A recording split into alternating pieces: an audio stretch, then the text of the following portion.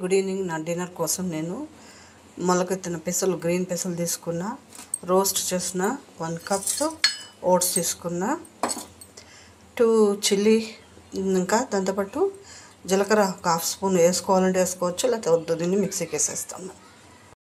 Green పెసలు, మొలక పెసలతో oats వేసి దోశ చేసుకున్నాం. దానికి సోడా వేసాము, చిటికెడు సోడా, సాల్ట్ వేసుకున్నాం. దాన్ని కలుపుకుంటాం బాగా.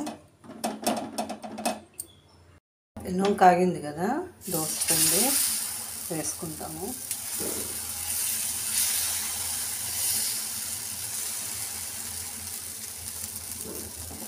దీంట్లో మనం ఆనియన్ మీకు కావాలంటే వేసుకోవచ్చు, వద్దంటే సన్నగా తరిగిన ఆనియన్, కొత్తిమీర కొద్దిగా,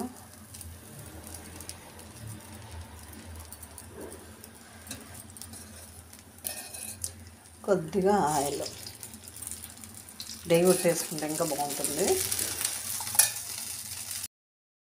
దోశ వేగుతుంది కదా, కారప్పొడి, పప్పుల కారప్పొడి ఇలా వేసుకుంటే దోశ ఫ్లిప్ చేయకుండా, తిప్పించకుండా ఇలానే తీసుకొని దోశ వేసుకోవచ్చు. దోశ రెడీ అయిపోయింది. చూసారా, టేస్టీ దోశ రెడీ.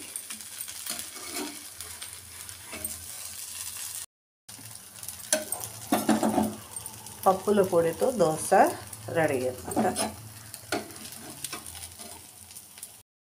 పప్పుల పొడి విత్ దోశ రెడీ.